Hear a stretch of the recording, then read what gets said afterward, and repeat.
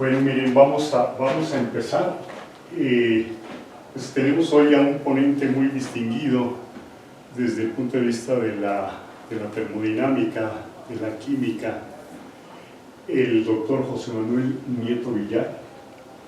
Él es el jefe del grupo de Alzola de termodinámica y sistemas complejos en el departamento de química física de la Universidad de La Habana, en Cuba.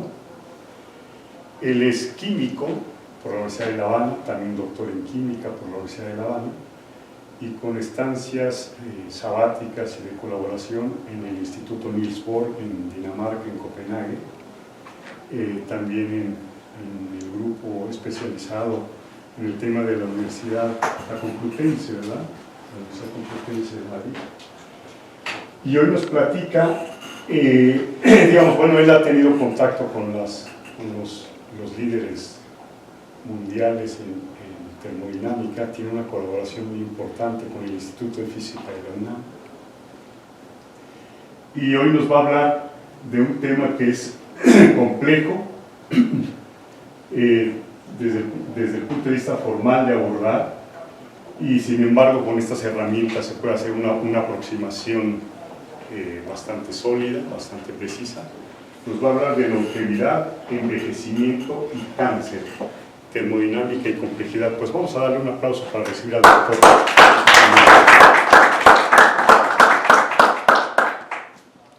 Hola, buenas tardes. Primero que todo agradecer a mi amigo Matías, tuve el placer de recibirlo allá en La Habana, a ustedes que han tenido la cosa de venir a escuchar un poco algo fuera de, digamos, lo que cotidianamente ustedes se dedican. Pero bueno, esta parte básicamente son cuestiones de computación, pero realmente es una temática que las ramas de ustedes siempre son multidisciplinarias. Y me disculpan por el logo, porque bueno, como la colaboración la hago con la UNAM, con el Instituto de Física, ahí quedó el logo de la UNAM, que me decía Matías, la competencia, ¿no? de acá de... La competencia que nos trata de alcanzar. De alcanzar, exactamente, pero bueno, salvando esa distancia. Voy a tratar de más bien discutir esto conceptualmente, más que caer en algunos detalles, que bueno, por supuesto estoy abierto a cualquier tipo de pregunta. Y prometo no atormentarlos, es decir, no pasarme el tiempo de la comida de ustedes. Aquí viene para acá, pues no tenemos... Sí, desde el punto de vista como académico, me siento afortunado por dos razones básicas. Primero, porque me formé bajo la dirección del profesor Alzola, termodinámico, de nuestro departamento de química y física, que él impuso un rigor a la cátedra y formó, además desde el punto de vista científico, nos formó en los valores como un educador. Y eso es importante porque esa es la misión de cualquier persona que trabaje en la academia.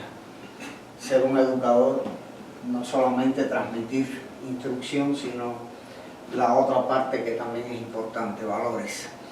Y desde el punto de vista haber sido durante más de 30 años amigo del profesor Germinal Cocho, que con el privilegio que en los últimos años colaboramos intensamente, y básicamente los trabajos que les voy a comentar acá fueron realizados de manera conjunta. La Universidad de La Habana fue fundada en 1728. En la parte superior derecha está la vista de cómo lucía por los padres dominicos la Real y Pontificia Universidad de La Habana, que es dentro de Latinoamérica una de las 10 más longevas, más o menos está ahí. Y en la parte superior al lado está cómo quedó restaurada lo que se conoce actualmente como el Colegio San Jerónimo. En la parte inferior derecha de ustedes obviamente está lo que es el aula magna Paraninfo, donde ahí se entregan todos los años los títulos universitarios y se dan, digamos, conferencias importantes, títulos no solamente de diploma, sino de maestría y de doctorado se entregan ahí. Está recreado por los frescos del pintor cubano Menocal, que lo realizó a principios del siglo XX. Y en esta parte nuestra queridísima alma mater, con sus brazos abiertos, que le da el recibimiento, es decir, la norma es que todo estudiante que ingresa a la Universidad de La Habana sube los 82 peldaños, es recibido por el alma mater y una vez que se gradúa, baja, se despide temporalmente porque es un atractor del alma mater y ese es el ritual que se estila a tener. Más o menos el sumario, una breve introducción, después voy a hablar del formalismo de la llamada termodinámica de procesos complejos, algo de longevidad, envejecimiento y cómo se relaciona con el cáncer y unos comentarios finales. Y aquí unos links donde cómo ha sido la historia de este trabajo a través de los años, es decir, esto le da continuidad a trabajos anteriores que hemos presentado en la Facultad de Ciencias, en el Instituto de Física, en Puebla, etc. Bueno, obviamente la longevidad y el envejecimiento siguen siendo, desde épocas de antaño, una preocupación de todo el mundo, es decir, no solamente de la comunidad científica, sino de todo el mundo. Todo el mundo se pregunta qué pasa con el tema de la longevidad, por qué envejecemos y cómo actuar sobre eso de cara a no envejecer. Eso es lo que queremos todo el mundo, ¿no? Y entonces eso sigue siendo un gran misterio y obviamente uno lo que trata es de aproximarse para ir viendo diferentes aristas de esa temática. Este señor en el 90 recopiló toda una serie de teorías que en aquel entonces eran 300, eso, hay mucho más hoy en día, pero obviamente como es un problema multifactorial, complicado desde el punto de vista, realmente tener una teoría unificada sobre ese tema es prácticamente una quimera, ¿no? Y la idea es ver cómo nos podemos aproximar de cara a entender más que todo el tema de la longevidad y el envejecimiento y de las llamadas enfermedades degenerativas. Podemos, dentro de ese gran grupo de teorías, tener tres, digamos, que son punteros en esta dirección. La primera de ellas, las llamadas especies reactivas del oxígeno, que en su momento se llamaban radicales libres. Por supuesto, el nombre es un poco rarito, ¿no? Cuando uno dice radicales libres parecen terroristas o algo de eso. Y entonces hoy en día se suele hablar de especies reactivas del oxígeno. La segunda es la que está relacionada con la tasa metabólica y básicamente tiene relación con la primera. Y obviamente, bueno, nosotros entramos en la tercera, que es tratar de entenderlo desde un punto de vista termodinámico. Bueno, este señor Hartmann, ya desde la década de los 50, publicó su primer artículo, sí hablaba de radicales libres, especies altamente reactivas. Dicho sea de paso, el organismo como tal tiene la protección para esas especies de radicales libres. Es decir, el proceso fundamental respiratorio es que usted absorbe el oxígeno, expulsa CO2, pero hay un proceso donde se forma un ion radical llamado superóxido, y entonces hay una enzima que se encarga de eliminarlo. Lo pasa a otra especie muy reactiva, que es el peróxido de hidrógeno, y vuelve de nuevo. Es decir, que el organismo de hecho fue diseñado de esa manera. Pero eso no quita de que sigan, y obviamente todo el humo de los carros, básicamente, y eso aquí en Ciudad de México es algo harto conocido, genera un montón de especies reactivas del oxígeno, radicales libres básicamente, porque tienen un electrón desapareado, que son altamente reactivas, y lo malo de eso es que muchas de ellas, por el tamaño, logran penetrar la membrana mitocondrial y producir daños en el ADN de las mitocondrias, que es donde se almacena la información genética. La segunda teoría, expuesta por este señor y que está relacionada con la primera, establece una dependencia e inversamente proporcional entre la tasa metabólica y la longevidad de las especies. Y en el tercer lugar, enfocar el tema desde el punto de vista de la termodinámica tiene la ventaja de que usted está mirando, y cuando hablo de la termodinámica ya le pongo la coletilla de la termodinámica de los procesos complejos. Usted está mirando el sistema como un todo. El sistema ese puede exhibir una serie de propiedades llamadas propiedades emergentes que no necesariamente las partes las exhiben.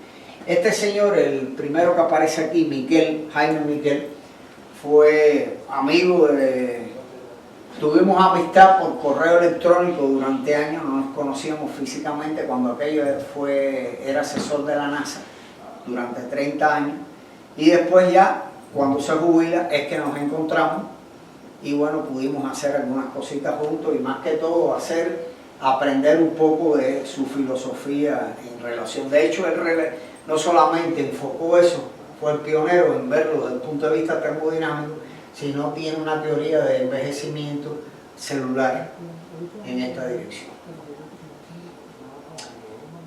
Bueno, aquí el tema es que a qué le estamos llamando envejecimiento. Según los gerontólogos le estamos llamando envejecimiento al surgimiento de las llamadas enfermedades degenerativas, trastornos cardiovasculares, cáncer, demencia senil de Alzheimer, diabetes, etc. Es decir, todas tienen un denominador común y es la forma de manifestarse como tal el envejecimiento. En particular, a nosotros nos interesa, dentro de todas esas enfermedades degenerativas, bueno, nos hemos enfocado en el tema cáncer en particular.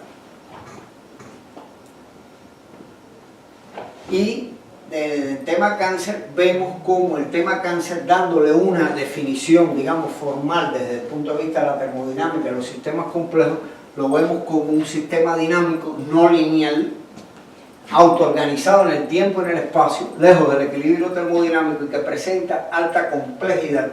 Vamos a ver a qué nos estamos refiriendo con complejidad más adelante. Robustez, vamos a ver a qué nos estamos refiriendo con robustez y adaptabilidad. Es decir, cada uno de esos términos los vamos a poner en evidencia, por supuesto, a nivel conceptual, ¿no? Respaldado con algunos calculillos, etc. En el tema cáncer hay que hacer una acotación porque todo el mundo habla de cáncer, tumor, etc. Y hablar de que un cáncer, un tumor se considera cáncer si es capaz de hacer metástasis como tal. Y realmente en esa fase es la que realmente mata al individuo. Y en esta dirección vamos a seguir. Ahora les hablaré, les profundizaré sobre eso. Podemos entonces pararnos en dos preguntas. Por supuesto, uno se puede hacer muchas preguntas. Como decía el profe Germi, la idea es hacer, más que tener respuestas, tener preguntas. Y sobre eso ir trabajando. La primera es cómo explicar el inicio del proceso de envejecimiento como tal. Y la segunda, cómo explicar entonces la aparición de las llamadas enfermedades degenerativas. Bueno, en particular vemos el tema cáncer como tal.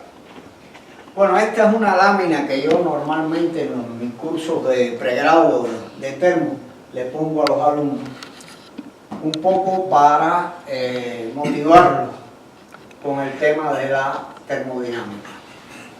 Y claro, los dejo pensando en esa dirección, porque después dicen, bueno, perfecto, y es importante, por lo menos para venderle el producto a ellos y que no se sientan desanimados. Y dentro de esto, bueno, aparece esta muchacha, la entropía, que es de las magnitudes dentro de la termodinámica, la pobrecita de la historia. Es decir, normalmente uno, así hablando burdamente, uno dice termodinámica, ¿de qué se va a ocupar? Calor, trabajo. Y más o menos tiene una noción intuitiva de qué va el tema. Pero cuando llega el tema de la entropía, es tremendo rollo. Yo no voy a hacer la historia ni voy a ofender la inteligencia de los que están muy familiarizados con eso, evidentemente. Pero el tema de la entropía pasa lo mismo que pudiese pasar acá en México, donde se para un individuo a hablar de una muchacha, Guadalupe, y empieza a hablar, no, porque si Lupita tal, Lupita más cual y tal cosa, y alguien en el auditorio hace así, le levanta la mano y le dice, perdone, ¿y de qué Lupita usted me está hablando? Porque se olvidan, y lo mismo pasa con la entropía. Sí, aparece un individuo hablando de la entropía para acá, entropía para allá, y usted le dice, perdone, ¿de qué entropía usted me está hablando? Y ahí suceden dos cosas. La primera, un cambio de el rostro del individuo, cuando usted le hace esa pregunta. Y la segunda, ¿qué acontece? Es una respuesta muy rápida, de la entropía. Sería lo mismo que, ¿de qué Lupita usted me está hablando? ¿De Lupita? Evidentemente, ¿no? Entonces pasa esto con esta muchacha, la entropía. Este señor Chan empíricamente llega a esa expresión en la década de los 40, y cuando llega a esa expresión, fíjense que es interesante, ¿no? La época que había que desarrollar todo, descifrar mensajes, mandar mensajes, etc.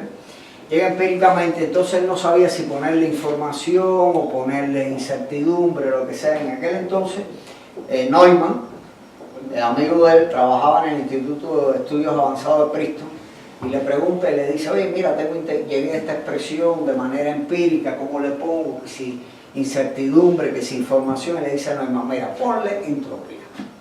Básicamente por dos razones. Primero, porque formalmente esa expresión ya estaba en el contexto de la termodinámica estadística, y en segundo lugar, y la más importante, porque como nadie sabe qué cosa es la entropía, en una discusión siempre vas a tener la ventaja.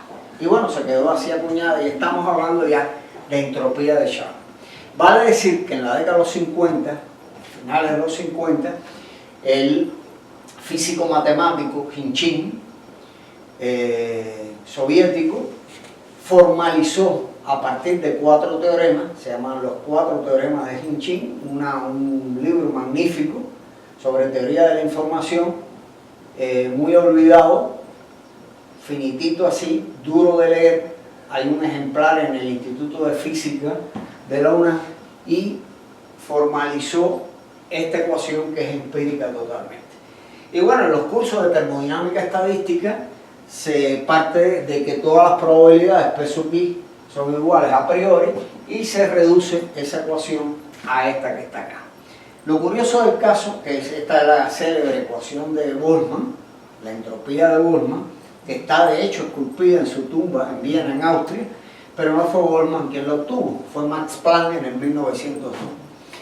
Él, de manera muy elegante, como debe ser en la ciencia, pone al pie de página que Boltzmann, en 1870 y tanto, había realizado y había obtenido una expresión, digamos, que aunque estructuralmente no fuese igual, pero sí relacionaba la entropía que obtuvo Clausius con una probabilidad. Pero esta expresión tal y cual, Max Planck, 1902. Posteriormente, este húngaro Renyi en el 61 generaliza la expresión de Chan, conocida como entropía generalizada o entropía de Renyi, que en el límite, cuando Q tiende a 1, ambas coinciden obviamente, y lo curioso del caso es que es una entropía, la de Renyi, donde aparece ese parámetro Q, que es muy importante para el estudio, sobre todo de los multifractales, y además en el tema de la percolación. Es decir, la Q está relacionada con el umbral de percolación, y en la multifractalidad la dimensión fractal generalizada se define a partir de la entropía de Renyi. Años más tarde, este par de indios, y siempre me gusta poner en contexto cuando digo indios, porque la palabra indio se utiliza peyorativamente, lamentablemente, para referirse a comunidades indígenas. Indios son los habitantes de la India, y valga acá la redundancia, obtienen esa expresión que está ahí pero que pasan sin pena ni gloria, y de hecho nadie habla de ellos, y todo el mundo dice que es la entropía de Sally. Sally como que se la ha adjudicado, y esa es su entropía, no es su entropía, fueron ellos los que la obtuvieron en esa época. El chiste está que esta entropía incumple con el cuarto teorema de Hinching, es decir, no es aditiva, y es algo que Sally, su entropía, no ha podido solucionar a pesar de las críticas.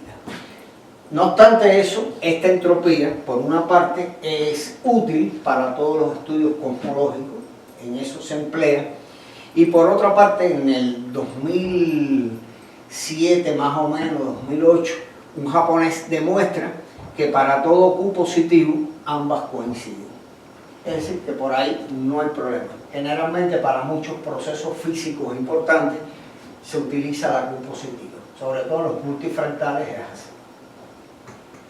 Y bueno, aquí de nuevo la escuela de Bélgica, la de Prigogine, formaliza desde el punto de vista macroscópico y dice que entonces esa entropía del sistema puede variar por, y ya te estoy adelantando cositas que habíamos quedado, así que las hago desde aquí, puede variar por la entropía que intercambia con los alrededores y la entropía que crea. Entonces aquí aparece una de las leyes o postulados más importantes, basado en la segunda ley de la termodinámica precisamente. ¿Qué cosa es la segunda ley de la termodinámica?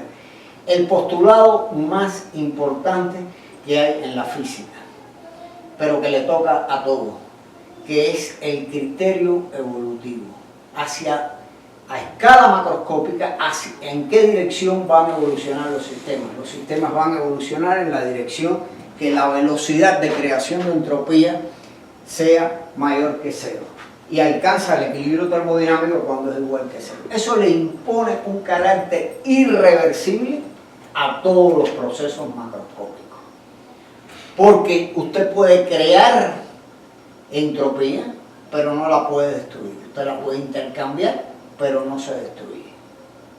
Concretamente, eso quiere decir que máquinas del tiempo, olvídense de ellas, a escala macroscópica, me refiero, no a nivel cuántico. Bueno, el día que nos logren poner a nivel cuántico a nosotros, ya es otra historia, pero bueno, sería otro seminario, no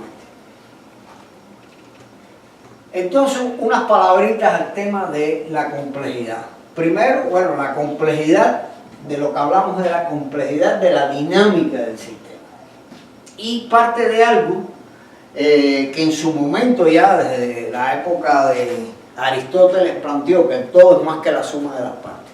Básicamente porque ¿en qué se manifiesta esa complejidad? En las llamadas propiedades emergentes.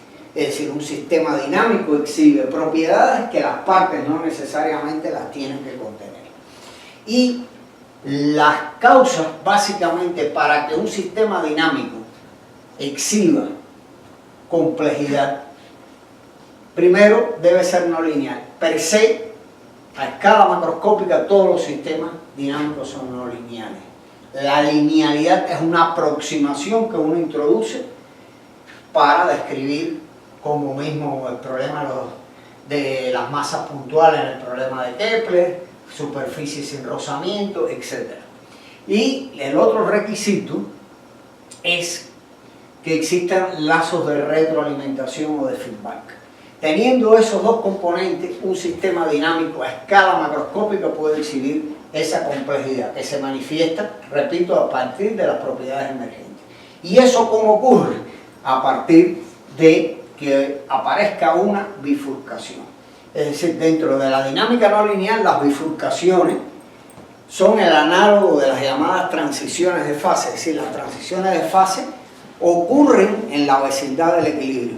¿Por qué? Porque una fluctuación crece a escala macroscópica, hace que el estado ese sea inestable y empuja el sistema hacia un nuevo estado estable. Fuera del equilibrio, es decir, un sistema dinámico, la fluctuación crece a escala macroscópica, pero no solamente que crezca a escala macroscópica, sino además se amplifica.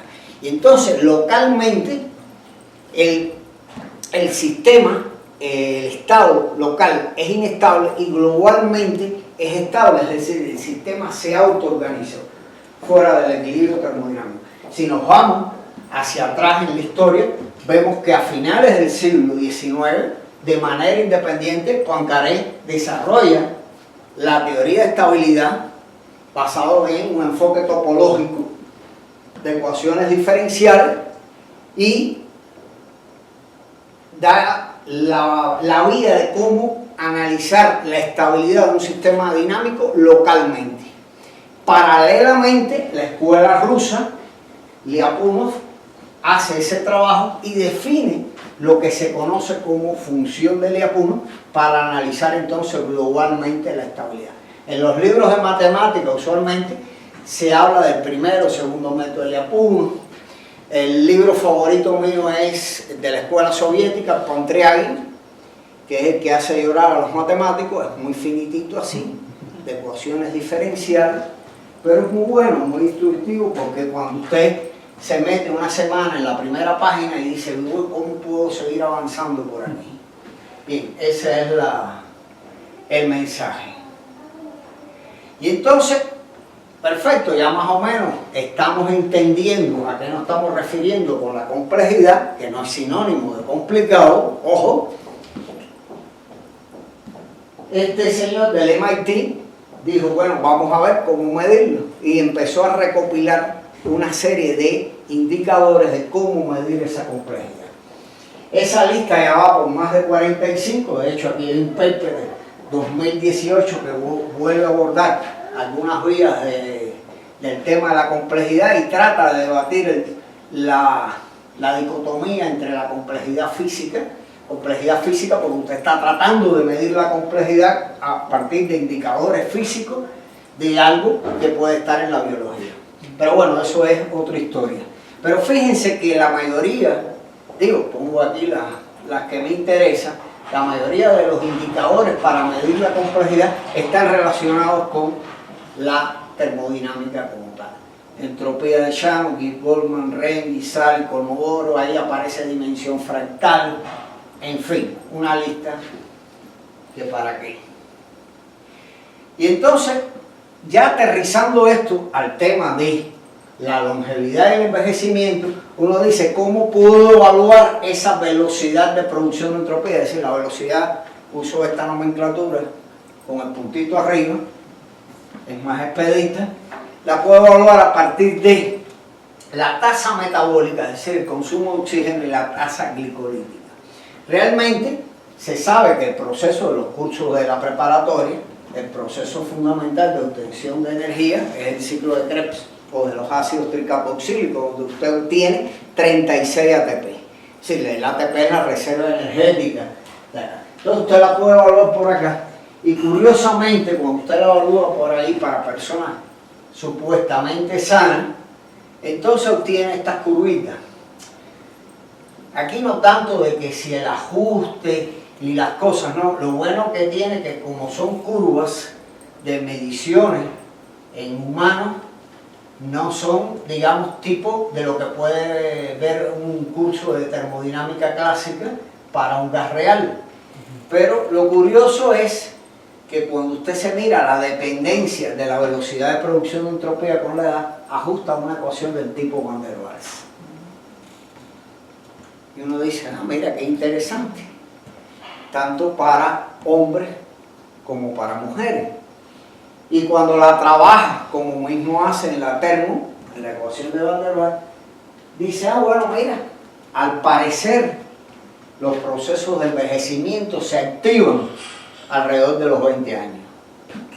Es decir, bueno, eso es un mensaje claro, no esperemos estar como estoy yo.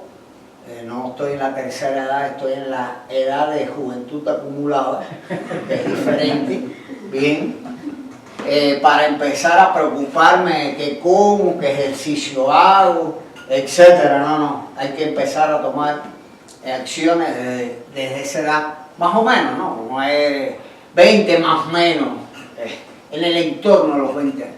Pero curiosamente esta muchacha que aparece aquí, de la Fuente, Mónica, catedrática de la Complutense de Madrid, bioquímica, y que se ha dedicado toda su vida al estudio de los procesos de envejecimiento, muy amiga mía, y la pueden buscar en en el YouTube aparece una entrevista sobre estas cuestiones del envejecimiento y la longevidad.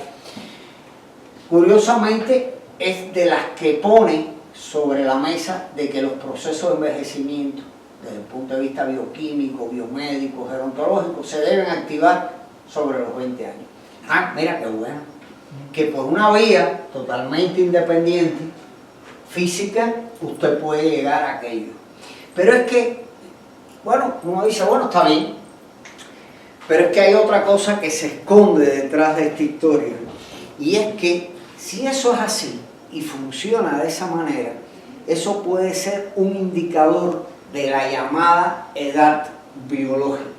Es decir, hoy en día, una de las cosas que más se hace énfasis es poder saber la edad biológica de un individuo. La cronológica, eso no tiene problema. Eso, usted nació en tal época, en tal año, y usted tiene ahora tanto. Pero la biológica puede cambiar. ¿Puede cambiar en qué? En su actitud ante la vida. Porque somos seres biopsicosociales. Y como usted actúa ante la vida, usted puede cambiar y modificar esa edad biológica. Y un indicador, por ejemplo, Mónica ha desarrollado indicadores desde el punto de vista inmunológico. Un indicador físico puede ser la velocidad de producción de entropía. ¿Y para qué tiene importancia eso? Bueno, a ver, básicamente imaginemos una comunidad etaria de la tercera, cuarta edad. Usted tiene ese grupo de viejitos y usted dice, ¿cómo actúo? Es decir, ahí aparecen los geriatras. Los geriatras son los que dicen, bueno, ¿cómo voy a interaccionar con ellos? Y si usted tiene una vía fácil, no invasiva, de poder censar esa edad biológica, sabe cómo actuar, accionar sobre esa comunidad de personas de la tercera y la cuarta edad. Aparece otra cuestión curiosa en esta historia. Bueno, a eso le llamamos transición de fase biológica, para establecer una analogía de lo que sucede en las transiciones de fase en la vecindad del equilibrio. Pero se observa otro detalle, es que en el caso de las mujeres, la pendiente de esa curva prácticamente se mantiene constante. ¿En qué periodo? En el periodo de 20 a 50 años, aproximadamente. ¿Pero qué periodo es ese? El periodo fértil de la mujer. Entonces eso le da robustez para que en ese periodo se mantenga. Es decir, por ahí estamos midiendo una forma de robustez de aquello. Y curiosamente entonces, después de los 50 años, más o menos 40 y tanto, hay una caída brusca de la pendiente. ¿Qué pasó? Hay una caída brusca de la pendiente. ¿Qué pasa en esa época? Bueno, lo saben las mujeres. Es decir, hay una pérdida de estrógeno, aparece la menopausia y se vuelve más vulnerable a la acción del medio. Entonces, bueno, nos está dando una indicación sobre eso. Es decir, puedo hablar de robustez, puedo hablar de medición de la edad biológica. Nos estamos aproximando a poquitico a seguir tratando de entender algo que cada vez entendemos menos. Una pregunta. Sí, ¿Se adelante. visualiza ahí eso, lo que dice de los 20 años? Cuando usted trata eso como una ecuación de Van der Waals, puede encontrar que alrededor de los 20 años que ocurre el cambio. Es decir, ¿hay algún rotulador ahí? No. Bueno, en la ecuación de Van der Waals se sabe que usted tiene dos lomitas, una hacia abajo y otra hacia arriba, que son estados metaestables. Y ahí por ahí pasan las llamadas curvas binodales y las curvas espinodales. Entonces, cuando usted tiene la ecuación ya matemática, ya no hace falta, cuando tiene la ecuación matemática, usted dice dónde aparece el cambio de concavidad. Y ahí tengo la primera. Y entonces, en ambas coincide que está en el entorno de los 20 años. Ahora, aquí no se distingue la... No, una cosa es lo que usted está viendo ahí y otra cosa es cuando ya usted tiene los datos. Claro, no va a haber, si yo viese ahí lo mismo que viese un gas real, créame que ni lo pongo. Ni lo pongo porque, es decir, cuando usted ve que eso en cosas reales le da tan bonito, es decir, un sistema. Muchas gracias.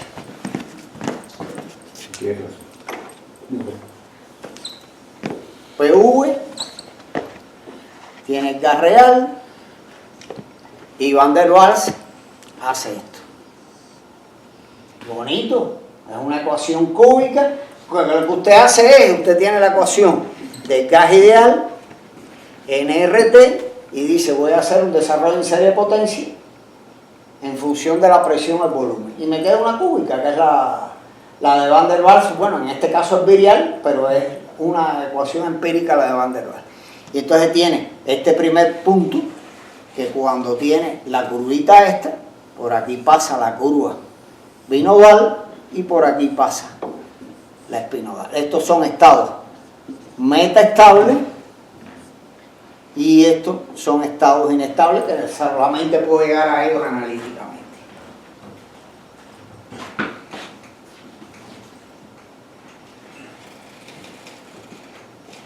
Bueno, esto ya lo comenté. Entonces, curiosamente, fíjense, dijimos, bueno, vamos a ver qué pasa en ratas y ratones. Aquí le traigo un ejemplo de la rata gigante africana. Y sigue la misma filosofía. Sí, cuando en el proyecto Genoma, todo el mundo pensó que ya con eso se iba a resolver todos los problemas. Y cuando lo vieron, dijeron, pero qué casualidad, que casi los humanos compartimos el 99% de los genes con los ratones. Entonces, hay algo más, no somos ratones, evidentemente, ¿no? Bien, entonces, bueno, esto es una prueba, ¿no? Hay otras ratitas por ahí, no le iba a poner todo porque le traje una especial. Y la especial es esta. Si normalmente sabemos cuánto vive una rata, un ratón, más o menos, ¿qué idea tenemos? Por ahí oí, ¿cuántos? 2 años. 4 o 5 años, más o menos, están en eso, en dependencia de la variedad. Son tremendos, ¿no? Porque nos hacen un daño tremendo en esa época.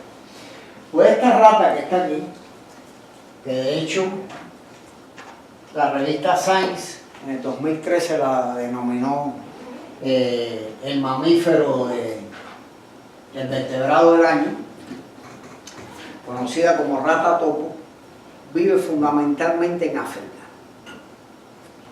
y en condiciones altamente hostiles, tan hostiles como que la mayoría del tiempo se la pasa en hipoxia. Sí, si nosotros nos meten en hipoxia, nos liquidan. Claro, estamos, yo diría que no todos, ¿no? Porque aquí en Ciudad México casi hay un límite casi rozando en la hipoxia, ¿no? Por la concentración de oxígeno que hay. Pues esta ratita vive entre 30 y 32 años. Y no envejece. Y rara vez coge cáncer. Hace 3 años eso fue una de las cosas que más debatimos con Germán, con el profe Germán, el tema de las ratas topo. Y lo que se sabe de las ratas topo es que ellas producen una cantidad, comparado con nosotros, con los humanos, una cantidad excesiva de esta sustancia. Esto es un polisacárido, el ácido hialurónico, una cantidad excesiva, pero no solamente la cantidad excesiva, es que tiene que ser un ácido hialurónico de alta masa molecular. Ojo con lo que nos quieren vender por ahí, porque en cosmética se ha puesto muy de moda ácido hialurónico con unos precios hialurónicamente altos, y es una paradoja. Si es de alta masa molecular, protege contra las especies reactivas del oxígeno, pero si es de baja masa molecular, entonces promueve las células tumorales. Entonces, ¿qué hicimos nosotros? Bueno, Germi, ¿cómo le entramos a esto? Bueno, lo que siempre hace uno, o lo que medianamente sabe hacer, vamos a hacer un modelillo simplificado de ecuaciones diferenciales ordinarias, donde tengamos en cuenta como parámetro de control específicamente el ácido hialurónico. Lo chistoso del caso es que encontramos que aparece una bifurcación tipo Andronov-Hopf, donde el sistema se autoorganiza fuera del equilibrio termodinámico y es donde él protege. Es decir, no solamente de que se produzca alta cantidad de ácido hialurónico, que sea de alta masa molecular, sino que esté en la zona donde el sistema se logre autoorganizar fuera del equilibrio termodinámico. Y bueno, ahí salió un articulillo en esa dirección. Hicimos paralelamente, con cálculos de la literatura del consumo de oxígeno, el cálculo de la velocidad de producción de entropía. Y curiosamente que encontramos que en condiciones, digamos, en un Boltzmann es más robusto, lo que deberíamos esperar. Y en la etapa reproductiva también es más robusto. Y ahora terminamos un trabajo, lo acabamos de mandar a publicar, diciendo, bueno, ya tengo mi sistemita de ecuaciones diferenciales autónomo, bárbaro, ya más o menos entiendo de la autoorganización, etc. Pero vamos a pasarlo a no autónomo, es decir, vamos a introducir una perturbación en el miembro derecho, de forma tal que lo que me esté simulando, ¿qué cosa es? ¿Cómo cambia en las condiciones? Porque la ratita hace lo siguiente, es decir, constantemente por donde está metida en el túnel cambia la concentración de oxígeno, pero además da viajes hacia la superficie. Entonces eso como uno lo simula, bueno, le meto un miembro perturbativo en el miembro derecho donde trato de representar aquello. Y entonces lo que te está diciendo el modelo, que es un sketch de la realidad, nunca nos olvidemos de eso, coincide con esto que tú lo estás calculando a partir de medir el consumo de oxígeno. Bacanudo, bárbaro. Seguimos adelante y vamos tratando de entender que si queremos aproximarnos a comprender algo del problema de la longevidad y el envejecimiento en el ser humano, tenemos que empezar a meternos en las ratas topo en esa dirección. Oye, Manuel, sí, un par de preguntas. A lo mejor nos puedes decir qué es la autoorganización y qué es el equilibrio termodinámico, porque nosotros somos computólogos, entonces si nos lo puedes decir, yo creo que te podemos seguir mejor. Bien, facilito. El equilibrio termodinámico para nosotros es la muerte. Y nos llevan para donde ustedes saben. O nos creman. La autoorganización es lo que tenemos nosotros. Es decir, ¿cuál es la diferencia de autoorganización y organización? Usted tiene un cristalito, de lo que sea, lo pone en el centro de mesa de su casa o de adorno, en la repisa o lo que sea, y eso está organizado. Tiene una estructura, los cristalográficos que se dedican a eso dicen esto tiene tal simetría, tantos elementos de simetría, bla, bla, bla, y eso está copiado ahí y no pasa nada. Pero ya, el cristalito. Y nosotros somos, eso está organizado en el equilibrio. Y nosotros somos sistemas dinámicos autoorganizados fuera del equilibrio. Concretamente, vamos a pasar al lenguaje que sí es familiar para ustedes. Vamos a tomar un sistema de ecuaciones diferenciales ordinarias. Un sistema de ecuaciones diferenciales ordinarias no lineal, no lineal porque su miembro derecho depende cuadrática, cúbica o multiplicativa, lo que sea, autónomo. Vamos a dejar lo que no sea stiff para poder usar cualquier método numérico de los que conocemos esto, rungeputa, lo que sea, porque si es stiff hay que meterle guía, el predictor corrector, como se sabe. Y entonces ese sistema tú dices, bueno, ¿qué puede pasar? Teoría de Poincaré. puedo ir a un estado estacionario estable. Foco nodo. Si es disipativo, no puede tener ensilladura. Si es lineal, tengo un centro donde la parte real de los autovalores de la matriz jacobiana es 0 y lo que tengo es parte imaginaria pura. Sin embargo, si es no lineal, entonces ya eso no es un centro, teorema de Poincaré-Bendixson. Y entonces, ¿qué ocurre? Un cambio de la parte real de negativa a positiva de los autovalores, y o lo que ocurre es una bifurcación de Andronov-Hoff. En ese caso, pasó de que localmente usted tiene el sistema que es inestable, tiene un nodo, un foco inestable, pero no explota, sino que aparecen oscilaciones periódicas o sostenidas, tipo ciclo límite. Uno de los 25 o 21 problemas que dejó Hilbert puesto a principios del siglo XX. Uno de esos problemas resueltos fue precisamente resolver el tema del ciclo límite. Y entonces uno dice que el sistema, teorema de Harman-Grothman, es topológicamente equivalente al lineal linealizado en la vecindad del estado estacionario o en el lenguaje matemático del punto fijo. A eso se refiere. ¿Algún ejemplo sencillo que puedas poner? Bueno, Y si no, adelante. no, es que entonces, a ver, esto yo se lo explico a los estudiantes míos desarrollándole la teoría cualitativa de ecuaciones diferenciales de Poincaré. Bien, entonces, a ver aquí, bueno, el cáncer sigue siendo o compite con las cardiovasculares, que si primer lugar y segundo lugar eso lo de menos, sigue siendo un problema de salud a nivel mundial. Y entonces vamos a ver por qué hablamos de que es complejo, que es robusto, que es adaptable, etc. Pero de manera muy breve, ¿no? Porque para dejar claras las ideas, el cáncer puede transitar por 3 etapas. Una etapa que es microscópica, que es el llamado crecimiento avascular, donde desde el punto de vista matemático, lo que usted tiene, si tiene una ecuación logística del tipo x punto igual a gamma x menos x al cuadrado, eso se sabe que cuando usted resuelva eso, que tiene solución analítica, lo que usted tiene, si pone x aquí y aquí t, esto hace esto.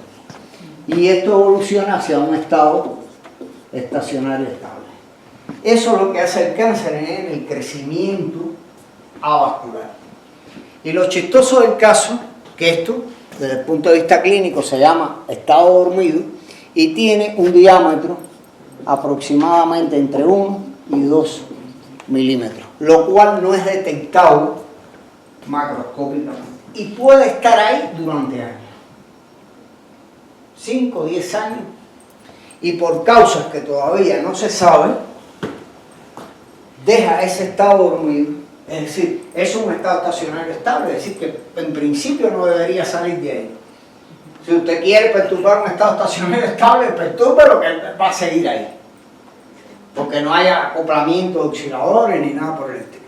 Sale de ese estado y empieza a crecer en el órgano macroscópicamente, que es el crecimiento vascular. Empieza a hacer ramificaciones. Lo curioso es que él, acá, es decir, si miramos esto tiene aquí en esta parte están las células proliferantes, esta superficie es rugosa, dicho en otras palabras, es fractal, que es lo que hace para evadir la acción del sistema inmunológico y del hospedero. Aquí hay una región donde hay células en latencia. Esas células en latencia pueden convertirse rápidamente en células altamente agresivas, y de hecho se sabe que si usted quita un tumor, muchas veces hay micrometástasis y muchos tratamientos. El chiste está que no se puede detectar, prácticamente es indetectable. Por ejemplo, técnicas como el PSA, el antígeno prostático, para nosotros los hombres, dan muchos falsos positivos, con lo cual usted no lo puede detectar en esa fase. Las mamografías, en el caso de las mujeres, detectan tumores por arriba de 2 milímetros, quiere decir que en esta fase tampoco se detecta. Y aquí está en un centro, que es una zona necrótica. Cuando él empieza a crecer vascularmente, entonces empieza a ramificarse, tipo lo que es el caminante aleatorio de LA, y empieza a ramificarse y empieza a crecer ya macroscópicamente. El chiste está que él no invade, él no todo el órgano, no invade todo el órgano. Y en un momento determinado, él dice, bueno, ya, voy a parar aquí, pero voy a invadir órganos distantes. Y entonces es lo que se conoce como metástasis. Pero para eso, él hace un juego interesante. Primero, se pensó durante mucho tiempo que el tema de la metástasis estaba relacionado con un comportamiento random totalmente, ¿no? Aleatorio. Bueno, me voy y voy a invadir. Pero él hace la primera estrategia que tiene él, es decir, voy a usar el camuflaje de la célula del sistema inmunológico. El sistema inmunológico, de hecho, está preparado para eso. Tiene las natural killer cells y los T linfocitos. Son células mesenquimales, andan sueltas, no están unidas en un tejido. Entonces, ¿qué hace? Hace la transición epitelial mesenquimal. Es decir, ahí ellas están todas unidas, se transmiten información mutuamente, pero son epiteliales. Y para invadir los otros órganos, ellas dicen, no, espérate, vamos a ponernos la vestimenta de los que nos cuidan, es decir, del sistema de vigilancia, y evaden de esa manera el sistema inmunológico. Llegan al órgano, lo invaden y después lo colonizan, en dependencia de las condiciones, y hacen la transición a la inversa. Pero ya dejaron información grabada, y graban información cuando lo invaden y cuando lo colonizan. Bueno, ahí lo que yo les comentaba, y entonces ahí hicimos un modelillo también de ecuaciones diferenciales, un poco para entretenernos en esa historia, donde X representan las células de crecimiento vascular, las Y, las de crecimiento vascular, las Z son las células metastásicas, y con la N hace la transición epitelial mesenquimal. Un sistemita aparentemente ingenuo, no tiene ningún problema. Lo chistoso del caso es que ese sistema, para ciertos valores del parámetro de control, exhibe caos tipo Shirnikov. El caos tipo Shirnikov, porque uno habla genéricamente del caos, pero el caos puede ser espiral, puede ser embudo. Es decir, aunque tenga, desde el punto de vista formal, un exponente positivo de Lyapunov, puede ser más robusto en dependencia de si es espiral o si es embudo. El caos tipo Shirnikov es un caos tipo embudo, por la forma que tiene, por eso que le llaman tipo embudo, que es altamente robusto.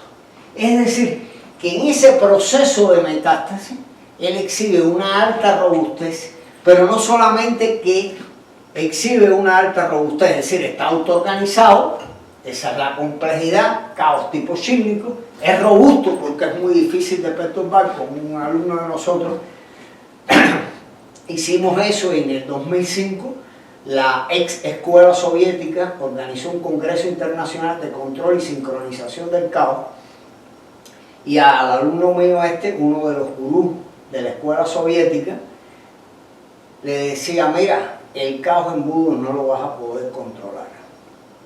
Bueno, él logró encontrar condiciones donde se puede controlar el caos embudo. De hecho, estaba uno de los clínicos ahí, en esa escuela. Y crea información y capacidad de aprendizaje. ¿Qué consecuencias tiene esto? Es decir, normalmente los oncólogos los tiene mareado el tema de que sacan el cáncer. Le dan una quimio, una radioterapia. Y a los 6 o 8 meses hay individuos que regresan. Entonces la gran incógnita es, bueno, quedaron celulitas por ahí. Es ingenuo, puede haber quedado. Pero realmente con las técnicas hoy en día de cirugía, de quimio, de radio, es imposible que quede. Entonces, ¿qué fue lo que quedó? La información que en ese conjunto epitelial se logró y la capacidad de aprendizaje, ¿para qué? Para readaptarse a las nuevas condiciones. Porque, óigame, con lo que usted le mete en la quimio, en la radioterapia, para que no quede nada ahí. Sin embargo, él sigue en esa historia. Ahora le voy a contar la segunda parte de la película, qué tiempo más o menos para no atormentarlo, y si ustedes me dicen que ya están atormentados 15 minutos, ¿está bien? ¿Sí? Bien. Y por ejemplo, allí eso es algo autoorganizado, ese proceso. Sí, claro, de describir. claro. Ahí son oscilaciones aperiódicas. Ahí tú tienes una ruta al caos tipo Feigenbaum, y lo que tú tienes son ya, digamos, una de las mayor complejidad que el caos tipo Schirnikov es el hipercaos. Entonces, hay un trabajito de nosotros en la revista mexicana de física donde metemos con la entropía el análisis del tema ese del hipercaos. O sea, lo que es autoorganizado es justo ese proceso donde dices, no debió de haber quedado nada, pero queda la información y el No, el proceso autoorganizado es el caos, que el nombrecito un poco feo, ¿no? Es decir, el caos, uno dice, esto es random, es un sistema determinista, porque se llama caos determinista, es determinista per se, pero exhibe una alta componente aleatoria. Es decir, en otras palabras, usted no puede hacer predicciones a largo plazo. Ese fue el problema del meteorólogo inglés Edward Lorenz, cuando trataba de modelar el tiempo. Partió de las ecuaciones de Navier-Stokes, hizo su modelillo y es el famoso sistema de ecuaciones diferenciales, de 3 ecuaciones diferenciales, que se llama ecuación de Lorentz, que exhibe el caos determinista, que es la mariposa famosa. Y de ahí entonces el efecto mariposa y bla bla. Bien. Bien, el segundo aspecto, ¿cómo explicar el surgimiento o la aparición de las enfermedades degenerativas? Fíjense ustedes qué interesante. Cáncer en un órgano, que es un órgano de células aerobias, donde el proceso de obtención de energía son 36 ATP. Pues el cáncer decide hacer lo mismo que las levaduras. En el proceso de glicólisis, en las levaduras, se obtienen nada más que 2 pobrecitos ATP. Si él renuncia a sus 36 ATP para obtener 2. ¿Por qué? Nadie lo sabe hasta ahora. Hay conjeturas con respecto a eso, que si es más rápido, etc. Bueno, nosotros también nos aventamos una conjetura que les voy a comentar ahora. Y entonces eso se acuñó en la literatura como efecto Warburg. Entonces eso desconcertó a todo el mundo. Bueno, hace lo mismo que la glicólisis. Claro, que las levaduras. Las levaduras, ¿cuál es el producto final de la glicólisis de las levaduras? Vamos, que esto es en vivo. Esto no soy yo, en vivo. ¿Cuál es el producto? ¿Qué hacen las levaduras? El producto final. El alcohol, la cerveza, el vino, eso lo conocemos de la época de la patata. Sí, qué bueno, ¿no? Porque por eso no podemos tomar una buena cerveza, un buen vino. El cáncer, el producto final, no es el etanol, es el ácido láctico. Y entonces, para mantener su pH neutro, decide invertir el gradiente de protones y acidificar el medio exterior. al acidificar el medio exterior, mata las células normales y promueve la metástasis. Impresionante, ¿verdad? Cuando uno ve eso dice, bueno, estamos jugando al duro contra el enemigo. Y entonces ahí dijimos, bueno, vamos a hacer también nosotros la conjetura. Y dijimos, bueno, la glicólisis del cáncer es un proceso autoorganizado. Esa palabrita te la voy a escribir ahí. Autoorganizado, lejos del equilibrio termodinámico. Es decir, que debe exhibir oscilaciones sostenidas que le confieren robustez y complejidad.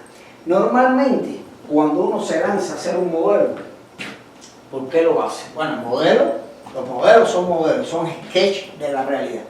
Pero se lanza a hacer un modelo porque hay un experimento y uno dice, bueno, déjame buscar generalidad, ¿correcto? Sin perder el rigor de aquello. Si lo hace muy detallado, le pasa la vieja frase de la dialéctica, las ramas no le dejan ver el bosque, entonces usted tiene que usar economía de pensamiento y dice, voy a hacer esto para reproducir el modelo. Hace su modelillo, para reproducir el experimento, y no le funciona. ¿Qué hace? Tira el modelo a la basura porque no le sirvió, tiene que hacer otro. Pero aquí, este alumno de nosotros, Reinaldo, de diploma, dijo, vamos a hacerlo al revés. Vamos a hacer el modelo sin existir el experimento. Y entonces se lanzó, bueno, ahí me metió en el carro a mí, de la aventura, porque ahí podía ser que después que apareciese el experimento, aquello no tenía sentido ninguno. Hizo el modelo, lo publicó y 2 meses después un grupo de japoneses hacen los experimentos con la misma línea de células tumorales, HeLa, y exactamente reproducen lo que el modelo estaba diciendo. Bueno, qué bueno, ¿no? Dormimos en ese momento tranquilos en esa dirección. Es decir, lo tira en el mes de junio, que sale aprobado el trabajo, junio, julio, y a ellos les sale aprobado, a los japoneses, en el mes de septiembre. Ellos dicen en el texto, dicen, no existe modelo ninguno teórico que explique aquello. Es lógico, porque el delay, 2 meses, no da tiempo de que ellos viesen el trabajo. Muy educadamente le escribimos, le mandamos el paper, inmediatamente le dijeron a Reinaldo, oye, vente para acá a hacer el doctorado, porque él era alumno de diploma. Claro, él tenía otro compromiso ya en Argentina, y entonces él le dijo a los japoneses, muchas gracias, seguimos en esa historia. Ahora ellos publicaron este año otro modelillo, un poco perfeccionando el de ellos, pero básicamente los gráficos que ven ahí ustedes son del modelo y los que obtienen los japoneses muy semejantes. Pero aquí aparece otro mito. Fíjense que el sistema es robusto y se autoorganiza en condiciones de hipoglicemia, baja concentración de azúcar. Los medios nos invaden constantemente, el azúcar, el cáncer, cuidado, no tome azúcar, que si es malo, que si es esto y si lo otro. Claro, ¿qué encontramos ahí? Que precisamente en bajas condiciones de glucosa es cuando él exhibe la mayor robustez. Pero ahí no termina la historia. Cuando uno hace así y dice, vamos a crecer células, líneas de células tumorales en 3 condiciones, bueno, casualmente encuentra que en las condiciones de hipoglicemia es más robusto. La paradoja, ¿dónde se da? Si no hay cáncer y usted está bajando la concentración de azúcar, el que aparezca el cáncer va a ser más robusto que si las tiene normal. Si ya lo tiene, entonces hay que bajarle, porque entonces le está favoreciendo su robustez. Es decir, esa es la paradoja. Entonces, en base a eso, encontramos otro detalle. Bueno, ¿qué pasa en condiciones de hipoxia y normoxia? Fíjense que al revés, ¿qué le pasaba a las ratitas? eran más robustas en normoxia que en hipoxia. Fíjense, el cáncer, cuando está en hipoxia, al revés, es más robusto que en condiciones de normoxia. Y esto puede ser una táctica de tratamiento. Usted va a hacer un tratamiento del convencional, del que sea, y le dice, espérese, antes de darlo, vamos a llevar ese cáncer a condiciones de normoxia, que es menos robusto, para aumentarle o poderle aumentar la eficacia a dicho tratamiento. Pero la historia continúa. Entonces esta muchachita que está aquí, que está haciendo su doctorado actualmente, Sheila, en Canadá, ella dice, bueno, vamos a ver qué le pasa al tema global del proceso de glicólisis del cáncer, que son 20 y tantas reacciones. El problema es que pragmáticamente los que se dedican a desarrollar el tratamiento dijeron, bueno, no entendemos qué pasa con la glicólisis, pero si es la que hace el cáncer, vamos a tirarle a la glicólisis, pero no la puede eliminar a saco, porque las células normales también tienen un paso de glicólisis por ahí. ¿Qué hay que hacer? Selectivamente tirarle a las reacciones fundamentales o a los procesos fundamentales del proceso de glicólisis. Entonces, ¿qué hizo la Sheila? Dijo, bueno, mira, vamos a con la velocidad de producción de entropía a detectar cuáles son los procesos fundamentales. Y encuentra, viene muy contenta, mira, encontré este. Digo, bueno, bárbaro, pero eso puede ser una caja negra. Dice, no, porque empíricamente son las reacciones que hoy en día se están usando para el tratamiento de la inhibición del cáncer por la vía de glicólisis. Ah, bueno, qué bueno. Sigue por ahí la historia. Ya casi que termino. Dijimos, bueno, con la velocidad de producción de entropía vamos a tratar de buscar un índice general de la robustez del cáncer. Entonces, en el cáncer hay dos indicadores básicos: la agresividad y la malignidad. La agresividad del cáncer es con la velocidad que él crece. Es decir, el miembro derecho de esa expresión que está aquí, el primero,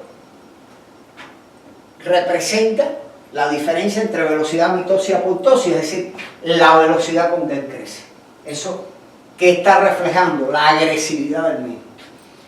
Mientras que el otro término de F, que está midiendo la dimensión fractal, es decir, la rugosidad que está relacionada con la malignidad de él.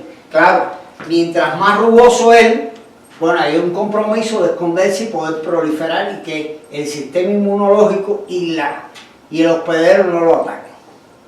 Entonces, en esa ecuación logramos meter esos dos términos. ¿Qué pasa? Que usted puede tener un cáncer que sea muy agresivo, es decir, que crezca muy rápidamente, pero que no sea maligno. O que sea muy maligno, pero crezca muy lentamente. O las dos cosas. Es decir, eso es 4 posibilidades, no hay más nada, ¿no? Una combinatoria. Entonces dijimos, vamos a ver, esto no es una curva, ni un ajuste, ni nada. Esto es una clasificación de diferentes líneas de células tumorales, atendiendo no solamente a su agresividad, sino también a su malignidad. Y si eso es así, dijimos, bueno, vamos a ver en vivo en cáncer cerviuterino. Es decir, estas son pacientes, mujeres, del Instituto de Oncología de allá, con cáncer cerviuterino en la etapa 3. Ese tipo de cáncer en particular es por el papiloma virus, es decir, relaciones sexuales no protegidas, enfermedad de transmisión sexual. El chiste está que aunque esté en una misma etapa, se sabe que el grupo de entre 20 y 30 años aproximadamente, en ese entorno, es donde con mayor malignidad se manifiesta. Es decir, es más difícil tratarlo. Es decir, en otras palabras, una señora de 65 años difícilmente tenga problemas con que fallezca por cáncer cerviuterino. puede ser por una fractura de cadera, por otra cosa, mientras que en esa etapa joven, evidentemente como hay un pico hormonal, obviamente, entonces sucede así. Dijimos, vamos a hacer los cálculos a ver si es verdad, aquella formulita que teníamos, bueno, funciona, que es lo que los oncólogos miran. Y eso te puede servir también para decir, bueno, cómo me está funcionando un tratamiento determinado. Y en el caso próstata, estas son dos líneas de células tumorales de cáncer de próstata. La próstata es todo un dilema, no les voy a hablar porque ya casi le he robado mucho tiempo, pero la línea azul, la PC3, es una línea muy robusta. Si usted logra encontrar alguna sustancia que logre pegarle a esa línea, casi está bien encaminado.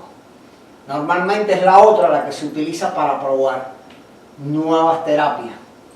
Y entonces si le funciona ya pasa al nivel en ratones y así sucesivamente, ¿no? Como se sabe que es el protocolo aquel. Bueno, cuando le hicimos los cálculos, curiosamente encontramos esto. Pero un día sentado allá en el Instituto de Física con Hermi, revisando unos artículos, por otra cosa, veía, como sucede muchas veces en la ciencia, por serendipia, nos encontramos datos de consumo de oxígeno de las células tumorales. Es decir, con esto hicimos, ¿qué cosa? Las imágenes. Crecimos esta célula, bueno, las amigas de nosotros de allá de Madrid fueron las que la crecieron, y lo hicimos por las imágenes. Pero entonces, con los datos de consumo de oxígeno, hicimos los mismos cálculos. Ahí mismo, Hermes, espérate, no te muevas aquí, los cálculos, y por dos vías diferentes, uno llega a los mismos resultados, pero bueno, ¿no? Es decir, como decía Landau, si usted coge caminos diferentes y convergen, entonces se está aproximando a entender medianamente lo que está sucediendo. Y aquí no lo atormento, los comentarios finales ya se los he comentado durante el transcurso de la charla. Y básicamente, bueno, ¿de quién estábamos hablando? Vamos a empezar por las mujeres, caballerosidad. Esta Iliana, le dieron por su trabajo el año pasado la Sociedad Americana de Química un premio. Trabajó con el tema de la glicólisis, se va para un más plan ahora. Sheila está en Canadá haciendo su doctorado también en cosas de este tipo. El de la barba, Eduardo, viene para Querétaro con los amigos míos de Termo a hacer su doctorado. Reinaldo está en Argentina haciendo el doctorado, este es el que se aventó el modelo. Todos lo han hecho siendo estudiantes de pregrado. Ojo. Este muchacho que ya está en quinto año, defiende su diploma el año que viene, Ratas Topo. Dani, que le hizo un café maravilloso, que por poco lo envenena a Matías allá en La Habana, trabaja en el tema metástasis. Alejandro y Juan Pablo están haciendo el doctorado en La Habana con nosotros, y aquel muchachito de allá de extrema derecha arriba, Ricardo Mancilla, matemático, amigo mío de hace más de 30 años. Bueno, terminó viviendo en México, se enamoró y se casó con una mexicana, del profesor en el CEICH, y hemos colaborado en toda esta historia. Y esto era yo cuando tenía pelo, ya me lo cortaron, me quedé dormido. Y con esto le doy las gracias y le agradezco su paciencia.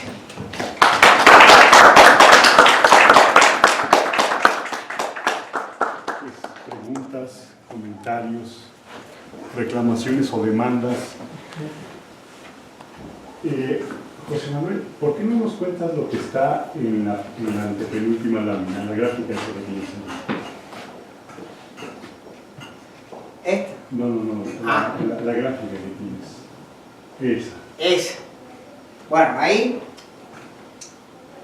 son los rojos, son cáncer gente con metástasis haciendo el mismo tipo de cálculo que hicimos con los sanos, y lo que picamos fue la curva de los sanos, porque bueno, a ver, tener un juego de valores, de datos, de enfermos de metástasis de diferentes edades, eso es prácticamente imposible. Nos hicimos de estos, de metástasis, inclusive lo curioso del caso que son diferentes tipos de cáncer, lo curioso. Y cuando uno lo compara con los sanos, que está viendo de que el sistema es más robusto, lamentablemente es más robusto, digo lamentablemente porque los puntos rojos están por arriba de los puntos negros, es a lo que se refiere en cuanto a velocidad de producción de entropía. Y por otra parte, obsérvense que la pendiente de las curvas, es decir, ahí lo que estamos mostrando es tendencia, ahí sí no hicimos ningún ajuste porque no tiene caso, ajuste para qué. Es decir, lo que usted está mostrando ahí es una tendencia y más que todo está corroborando que precisamente en la etapa de metástasis es mucho más robusto que en la etapa cuando está sano. Para mal, es decir, la metástasis que hace concretamente al invadir diferentes y colonizar diferentes órganos vitales del organismo, lo que está es una emulación, es decir, está compitiendo jerárquicamente con la funcionalidad de los diferentes órganos. Le deja de funcionar el hígado, le deja de funcionar el riñón, le deja, etc. A eso se refiere. ¿Alguna pregunta? ¿Algún comentario? Sí. Tengo una. La robustez de condiciones de baja glicólisis. ¿Cómo, perdón? En unas láminas anteriores, cuando dice que es más robusto el cáncer en baja glucosa, Ajá. ¿te refiere, por ejemplo, en momentos puntuales, por ejemplo, pasar mucho tiempo en ayuno o hay... La pregunta es interesante porque el tema es muy interesante. El tema de ayuno es una de las cosas que hizo Iliana, yo no lo comenté aquí, porque ya el tiempo, ya si ustedes me están odiando, ya más tiempo en esa historia. El tema de ayuno es otra cosa. A ver, nosotros hemos tenido suerte que hay un grupo mexicano acá que se dedica al experimento. Entonces quisieron, ese grupo, que de hecho por un problema ético, con Germinal en vida, fuimos a verlo, al líder del grupo. Y qué bueno, porque ellos están haciendo experimentos y nosotros, sus experimentos, por supuesto los citamos y además los fuimos a ver, oye, mira, qué bueno que es, nos facilita hacer los cálculos a nosotros. Entonces, ¿qué hicieron ellos? Ellos empezaron a crecer líneas. Eso es lo que hace una línea de célula tumoral. Empezaron a crecer líneas de células tumorales. Me alegro que hayas hecho la pregunta. Me voy con el verde. Y entonces, ¿qué encuentran? Las dejan crecer hasta esta etapa. En las tres condiciones. Hipo, normo e hiper. Y entonces, esos son los cálculos que hacemos nosotros. Y es donde encontramos que las que crecieron hasta acá en hipo son más robustas que las que crecieron con abundante comida. Pero entonces después, la segunda parte del experimento que hacen ellos es decir, bueno, ya tengo hasta aquí. Ahora voy a tomar estas tres comunidades y a estas tres comunidades, a partir de aquí, la voy a hacer crecer de nuevo en hipo, etc. Idem para esta, idem para esta. Pero entonces ya se revierte, que era el comentario que yo les hacía. Ya ellas crecieron hasta aquí, y si ahora usted las pone con abundante esto, se hacen más robustas.